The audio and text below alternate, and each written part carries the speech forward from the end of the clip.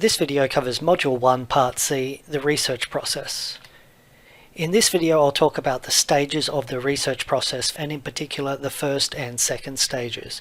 The first stage being defining the research problem, and I'll talk a little bit around why that's important to get that sort of clarity, and the second stage, which is planning the research design, where we need to think about the types of research that are available to us in order to work out the most appropriate research to conduct to address the research problem that we've got. So presented here is the general research process or research cycle that I outlined in the previous video, and this corresponds very nicely to the structure of AMB 201 across the semester. So in today's video what I'll be talking about is defining the research problem, and I'll go over this second step as well, which is planning the research design and the types of research that is available to us to consider. In Module 2 of the unit, we'll go into a lot more depth regarding the different types of research that we can use, so we'll stay heavily in this step 2 to outline the techniques available to us in terms of qualitative research, in terms of observational research, survey research, experimental research. In Module 3 we'll start to talk about planning the sample and collecting data, and then in Module 4 we'll finalize the unit by talking about what we do when we have our data, which is analyzing that data and also then drawing our conclusions and writing up our reports. You'll remember from last video what I also mentioned was that very often when we draw our conclusions, we then initiate a new piece of research because we've identified further problems that need to be investigated. And so that's general research cycle, and where we're looking at today is steps 1 and 2. So as a starting point, we need to think about the research problem itself. So in research, we always describe this first stage as looking for a research problem or describing a research problem. We don't use the term problem there in the colloquial sense, where we might think of something as being wrong. Here we're really thinking about an issue or a topic that needs investigation. So a problem isn't a problem as such, the way we refer to it in everyday language. It's just the topic of interest. Certainly within an applied setting, we can investigate a range of things, and research that you've taken part in or read about in the past probably highlights to you that research can be pretty much on any topic, so highlighting that it doesn't need to be about a problem per se. 4 classifications are listed on the screen that really show the way we can categorize different types of research. We can think about it as being set up to address concerns that a business might have. So it might be a research aiming to address a decline in sales that's been identified. We could think about addressing customer dissatisfaction that's been spotted. We might also think about research that could be classified as comparison research or comparative research, where we might be interested in whether consumer preferences for an older version of a product are better or poorer than a newer version of a product. So think about different models of iPhone or iPad, for example, where Apple might be interested in different ratings of consumer preferences across those. You can think about different campaign effectiveness ratings. So was a campaign that ran in Victoria more effective than one that ran in Queensland, for example, and we might think about why those differences might occur. We can also look at research that seeks to identify opportunities for a business. So is a new market viable? Will a business that's been highly successful in Australia be successful in a new market such as China? So research can sort of examine the market segments and correspondences across those two markets. Are there opportunities for a brand extension? So rather than just having a single product that we don't change over time, is there an opportunity in the marketplace or consumer receptiveness to an extension on that product? More than just looking at the way things can change, we can also look at just simply monitoring the current state of affairs or the current state of operations. So sometimes businesses are interested in, for example, things like trending topics on social media that they might then be able to capitalize on. Or we might be interested in when people visit a website, particularly a commercial website or a sales oriented website, what's their navigation route on that website. So how many people are visiting the site, which pages are they visiting, how long are they staying on the website, and those sorts of things. So that information can then inform other decisions or other operations. But as a researcher, you're just interested in that current state of affairs or understanding that situation a little bit better. So really, when we're thinking about research, it can focus on a whole range of problems, even though they're not necessarily problems per se in the colloquial sense. So keep that idea in mind, that when we're talking about research, it is really diverse. The first step of the research process or the research cycle is defining that problem, and really that highlights that we have to get clarity around what exactly it is that we're trying to examine or investigate within that research setting or in relation to that research problem. Often when these are brought to the researcher by a client, by a management team or by a marketer, those problems aren't clear cut. They're very vague. They're not clear at all. And it leaves a lot of scope for confusion, misinterpretation, and research that's conducted that doesn't really address the needs of the client. So it does require a lot of back and forth between the researcher and the client to get clarity around this, to make sure that the correct research is done. Sometimes when a client presents with a research issue that they want addressed, they don't have a whole lot of clarity around what it is that they want. It's just that they know they want to do something and they want to improve their current situation. So for example, a couple of years ago, a coffee house, a Brisbane-based coffee house, came to the business school and to the consumer research group with the exact question presented here on the screen, which was, how do consumers perceive our coffee? So they knew that they wanted to know more about their customers and why their customers were their customers and not customers of competitors, for example. And that was the question that they came with. It did take a lot of back and forth with this client, and that was important to do because we didn't want to ask the wrong questions or conduct the wrong type of research. But you can see very clearly with a question like that, it could go in a range of directions. Are they talking about the taste of the coffee? Are they talking about brand perceptions, brand reputation, image associated with their coffee brand or with the coffee? Are they talking about perceptions relative to competitors? Are they talking about quality perceptions, price perceptions? What exactly are they looking to understand more about? It's important to get clarity around that because the type of question that is asked or the nature of that question will dictate the type of research that ultimately gets conducted. So for example, with that client, it did take a lot of back and forth, and actually the research didn't end up going ahead, but we did have to get clarity around exactly what they wanted. Had they wanted to know about taste, well then something like an experiment would have been an appropriate research design. Had they wanted to know about people's satisfaction with their pricing levels, something like a survey would have been more appropriate. If they had wanted to know about brand perception, so what sorts of things people associate with their coffee or feel about their coffee when they're drinking it, well then maybe more of a projective technique is appropriate there, where we might use a word association task or something like that. If they were interested in the way people experience their coffee or feel about their coffee relative to competitors, then something like a focus group or an interview would have been relevant. And reputation, similarly, asking customers or consumers about the reputation of that coffee, a focus group or an in-depth interview would have been most effective with that one as well.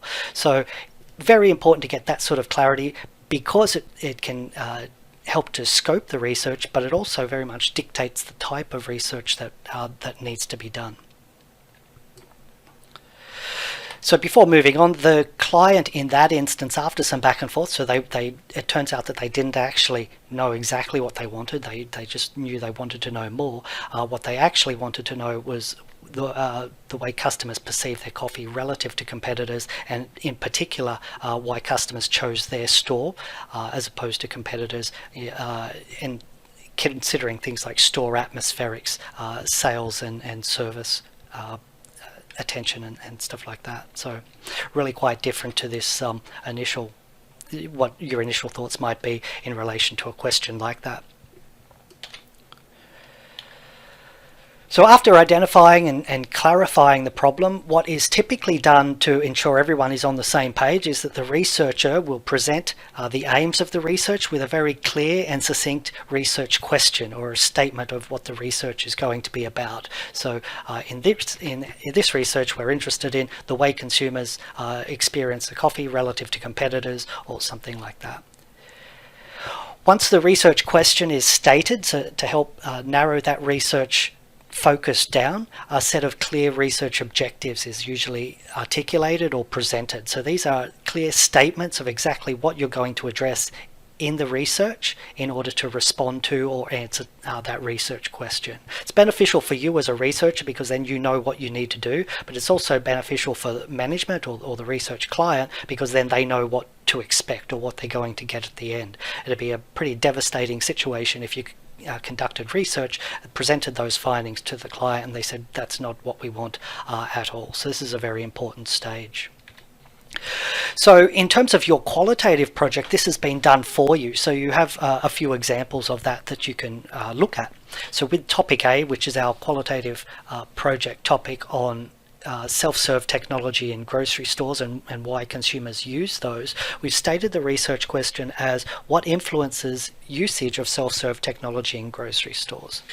And so specifically we're talking about self-serve technology, we're talking about grocery stores, influences on that, and why people use it. So you can see that's stated quite succinctly. Following that research question, we've got 3 research objectives that are going to feed back into addressing that research question. So we're going to explore consumers' experiences with self-serve technology, we're going to examine their motivations, and we're going to look to understand the types of people who use self-serve technology. So you can see 3 very clear objectives that help to narrow the scope of the research down further in order to address that research question. When a client sees that, or someone who's commissioned research sees that, they should know exactly what they're going to get and be able to tell you whether or not that's exactly what they want. So if we look at the research project that you're doing in AMB 201, you've got 3 research topics to choose from. The research question and objectives that we went through relates to this first one, which is usage of self-serve technology. If we look at this second research topic, which is the way people engage with digital influencers in social media channels, and in particular when they use or promote sponsored content, you can look down here to the research question, which is what factors affect engagement with digital influencers and sponsored content, and the 3 research objectives that we're going to use to address that. Right, so they correspond, or they're very similar across each of the 3 topics to keep those 3 topics comparable across everyone. Now what's important and very useful about having these objectives, particularly with interview research or focus group research, is that to ensure that you adequately address each of those objectives, you can map all of your interview questions against them. So we've done that. If you scroll down to the actual interview guide, you can see that each objective has been laid out. So here we've got exploring engagement, examining motivations, and looking to understand the people who engage with them. You can see questions under each of these objectives. So presumably, if we're asking questions under each of these objectives, then we know that the data that we obtain is going to address all of those objectives. We're going to be able to provide a write-up or a response to each of those objectives, and hence be able to address the overarching research question.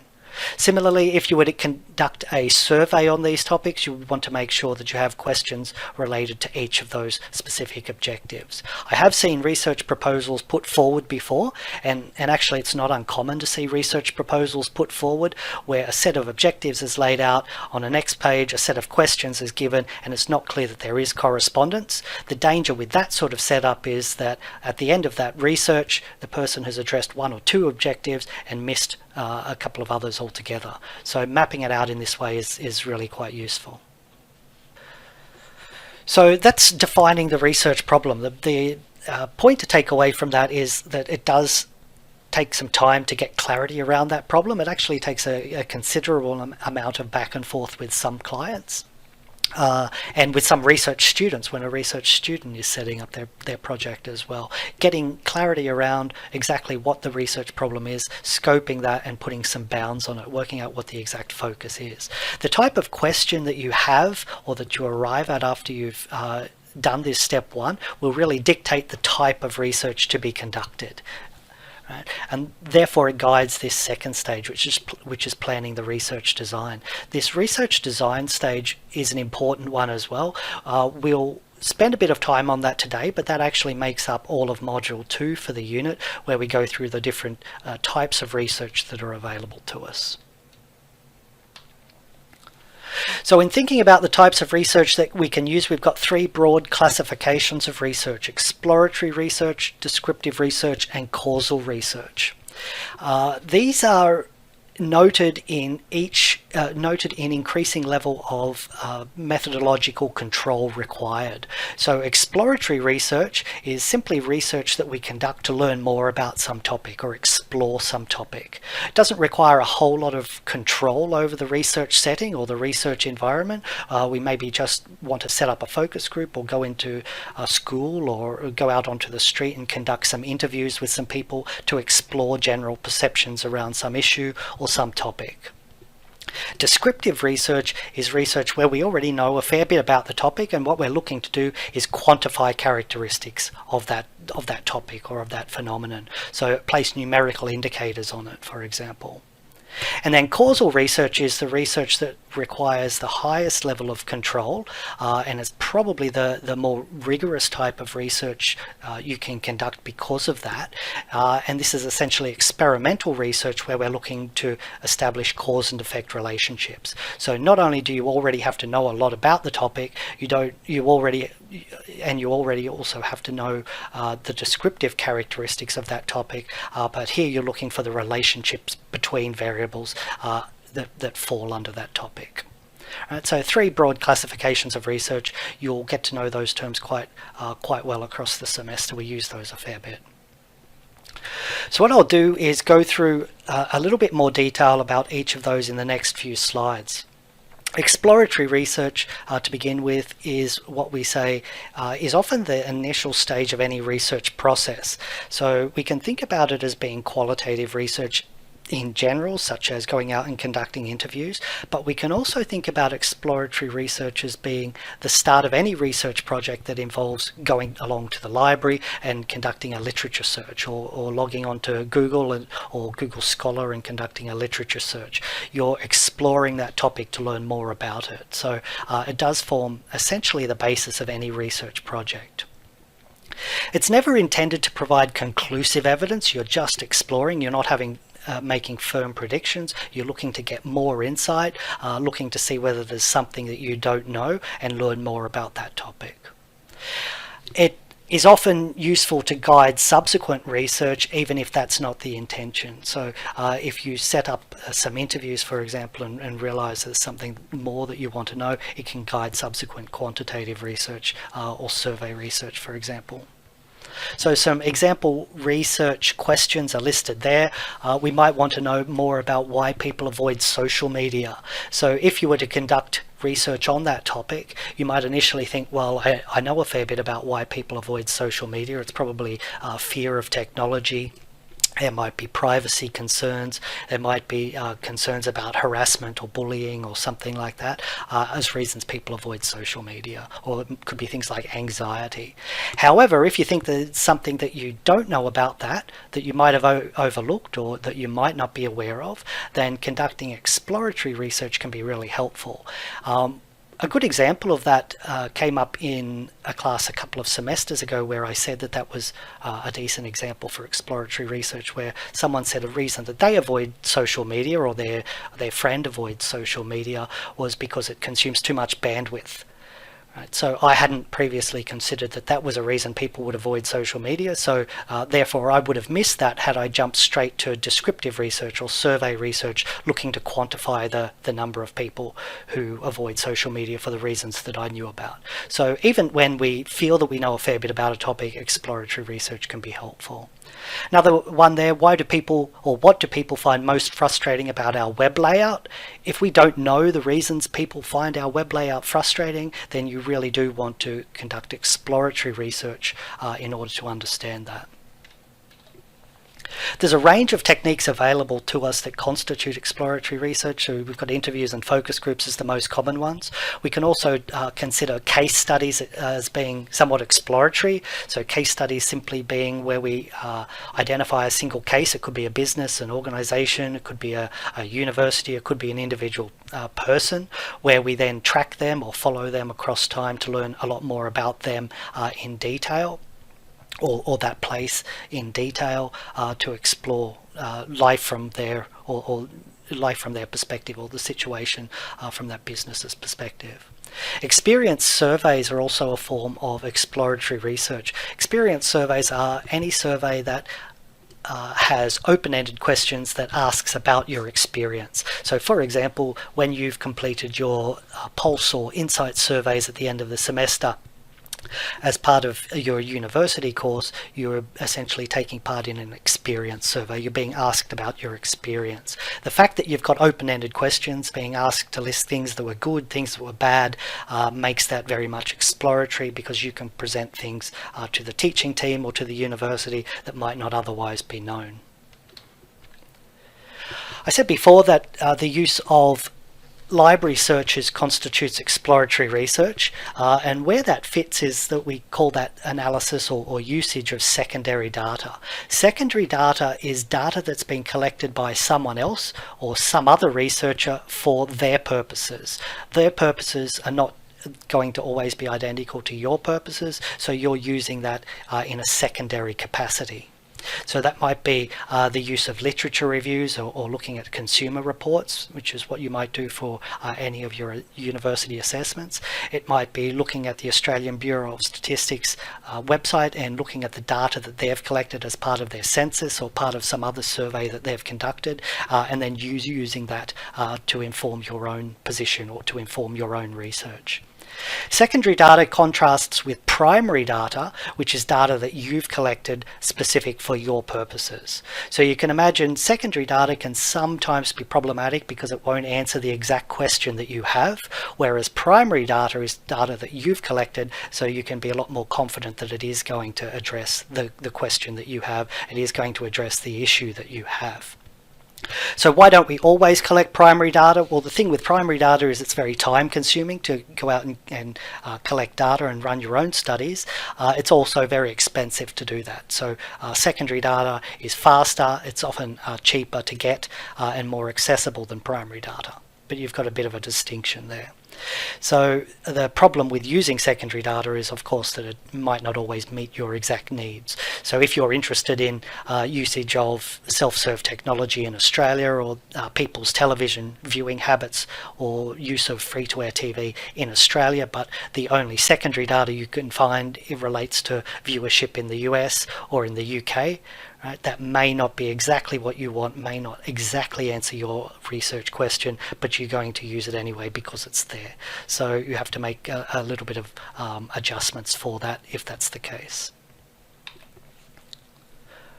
Right, the next classification of research is descriptive research, and as I said before, this is research that's conducted to help quantify or describe some characteristic of an issue or some characteristic of a phenomenon. So this is where we already know a fair bit about the topic. Now we're looking to quantify it in some capacity. So if we know there are 8 general reasons for why people avoid social media, and we learnt that in our exploratory research, descriptive research is where we might come back and conduct a survey and look at how many people fall into each category of avoiding social media, or how many men avoid social media for a certain reason versus women. So we're just looking to quantify characteristics of that phenomenon. It helps us to answer the questions such as what and how many and who. So we've got a few examples, or a couple of examples listed there. So who are the major purchasers of plasma TV? So we're looking to quantify purchasers. How many people or how many consumers still use travel agents as opposed to booking their own holidays online? So we're looking to put some numerical indicators on those things. So surveys represent one of the most common methods of research within the social sciences. So anything relating to business or psychology, surveys are extremely common, and it's the primary method of collecting data that we consider descriptive research. This is the case because surveys are really quite flexible and generally quite easy to run. So once you know how to run a survey, you know where you can source your questions from, you know how you're going to analyze the data, and you know how you can put that together. All it requires is a sample for you to send that out that's large enough for you to be confident is going to yield accurate results, and then essentially you can send the survey out and collect a lot of data very quickly. You can compare that with something like a focus group, where it can take several hours to get maybe 10, 20 or 30 respondents' data. Right? A survey you can send out very quickly and get thousands of responses very rapidly. So the way a survey operates is that if you're interested in a specific target audience, so Australian consumers, for example, when you conduct a survey, you're looking to just measure the characteristics that you're interested in within a sample of that target group or that target population, and then infer characteristics about the population based on that sample. So the idea with a survey and sampling is that the sample you choose, or the sample that you identify, has to be quite representative of that larger target population. If it's not representative of the target population, then any characteristics that you identify within your sample are not going to be representative of that wider group, and therefore you're not going to get valid or accurate data. So a survey does very much depend on the sample that you choose, and that sample being representative of the wider population that you're interested in. We'll deal with sampling quite a lot in Module 3, where we talk about the way in which you can identify and then conduct an appropriate sampling technique in order to get good data. Now, a point to note with surveys is that the technical name is for a survey is a sampling survey or a sample survey. This is to highlight that when we do conduct a survey, it's basically using a sample and not the entire population.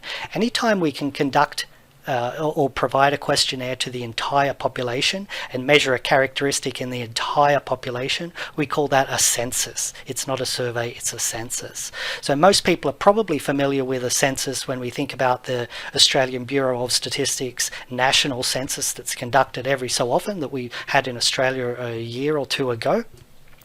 That asks a number of demographic type questions of the entire population. That constitutes a census.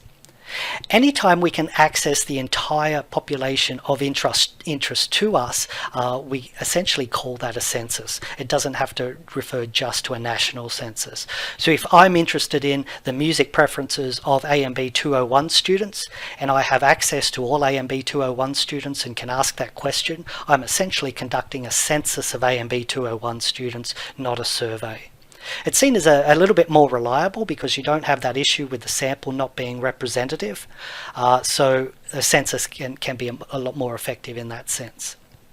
In a couple of in Module 3, we'll also talk about problems with censuses, however, such as people providing bogus data or falsifying their data when you do conduct a census, because not everyone enjoys being forced to provide responses. So a few points to note with that. And then the third type of research to be aware of is what we call causal research. Causal research is where we're interested in looking at cause and effect relationships. So to look at cause and effect relationships, we essentially have to know a whole lot about the phenomenon or the topic already.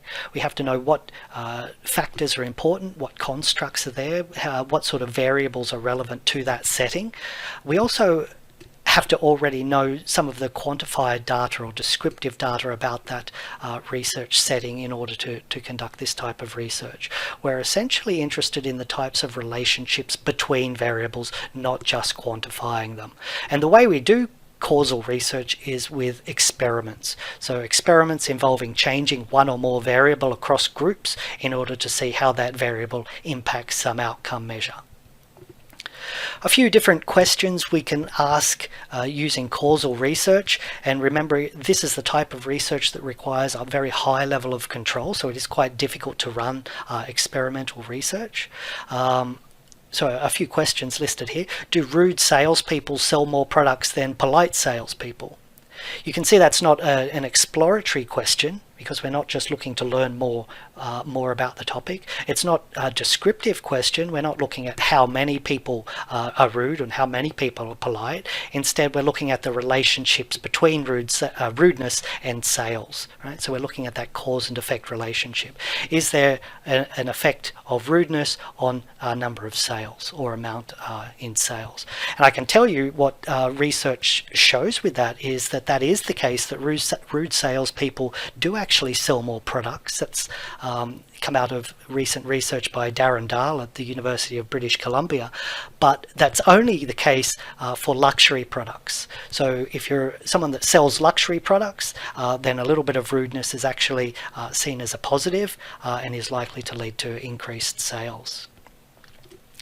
Another example of causal research questions listed here. So do piracy warnings reduce piracy behavior? Is there a cause and effect relationship between piracy warnings and a reduction in privacy behavior? Does greater diversity of social media usage lead to greater happiness or more happiness? This question I came across in a news article the other day, which is why I've included it here. The claim was that the more social media channels that people use, the more happy they are, because they're more connected with their peers and with other people, and because presumably they have more to say, so they're a happier type of person. So my reaction to that was, well, we can test that very easily with an experiment. Right, so another example of causal research, a causal research question. Here the claim being that greater diversity of social media will lead to higher levels of happiness.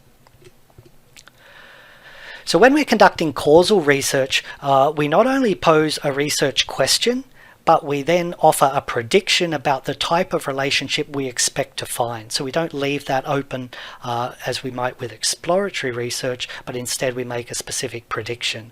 We do that in the form of what's termed a hypothesis, and a hypothesis is just a firm, succinct statement of a prediction. This is important to do with causal research, because causal research is analysed with using statistical analyses, and when you run a statistical analysis, it will allow you to confirm or disconfirm your prediction. Right? So if you don't have a prediction, if you have an open-ended question, you don't have anything to confirm or disconfirm. So you have to have a firm statement of what your expectation is.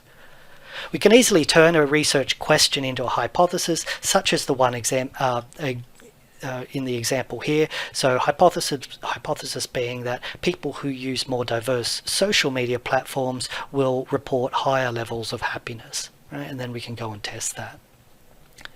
In order to test that, we do need to run an experiment. A lot of people are turned off experiments because they are quite difficult to run. I actually find them very satisfying. They're like a little puzzle that you have to set up. So if you're someone that likes control and likes attention to detail, you're probably someone that will like experimental research.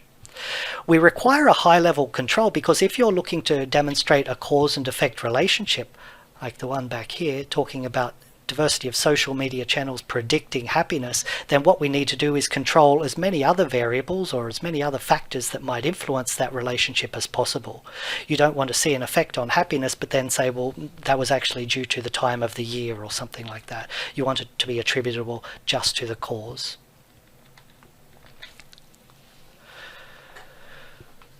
So a good example of an experimental design is displayed here, and it's a really simplistic experimental design. They can get very complex very quickly. We'll talk about experimental research in Module 2, but a nice, neat example of that is here. So what you would do in an experiment is essentially have two groups of people, and these would be randomly selected groups of people. We make the groups large enough and use random selection so that the groups are roughly equal, that we'd say that there can't be any systematic difference across those two groups. One group would then get asked to use a whole bunch of diverse social media channels, and another group would get asked to use very few social media channels, and we'd then evaluate their happiness towards the end of that. Right? So that's the essence of an experiment, where you're changing or manipulating one or more variables across groups and then looking at how that impacts on some outcome measure or some effect measure. A lot of people are turned off that because it can be very difficult to rule out all alternative explanations and to control all of those other variables. Whenever we're trying to establish a cause and effect relationship, there are 3 criteria that we have to meet, and I'll go through those in relation to that example. The first is we say that it has to the 2 variables have to demonstrate concomitant variation. In other words, they have to change in some systematic way together. So the more social media channels people use, the more happiness that they report. The fewer social media channels they use, the less happiness they report. There has to be some systematic relationship between those 2 variables. Right? So the more social media channels people use, the happier they report being. The fewer social media channels they use, the less happy they report being. If it were the case that across each of these 3 levels of social media usage that everyone was equally happy, then we'd say, well, there doesn't appear to be any systematic relationship there because the level of happiness is not changing. Right? So that's the first criterion that we have to meet when we're trying to establish a cause and effect relationship.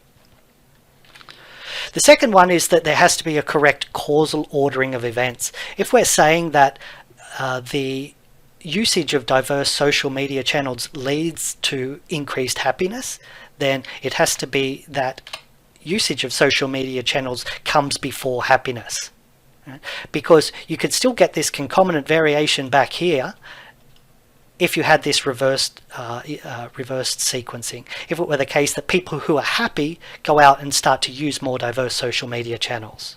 Right? So that may also be the case if people who become happy have something to share, so they go out and share it on as many channels as they like. So we have to demonstrate that if social media is leading to the happiness, that social media usage comes before the happiness, not the other way around. So 2 criteria so far: they have to vary together and they have to have the correct time ordering of events.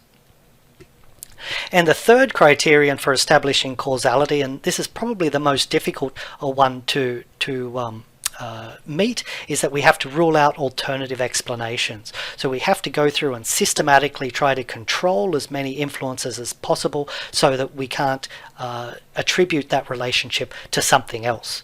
So for example, it may be that there's a relationship between happiness and social media usage. It may be that social media usage comes before happiness, but there's no direct relationship between them. Something else altogether is leading to both of those things. So it may be that people with a lot of spare time and who are very relaxed have a lot of time to use social media channels, and they also tend to be happier people. Right? No direct relationship between the 2.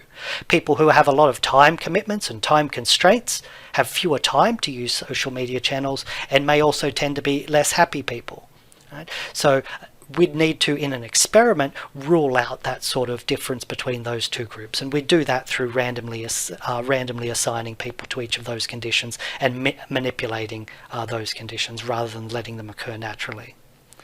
Right, so that's the more difficult, but also the more fun aspect of running an experiment.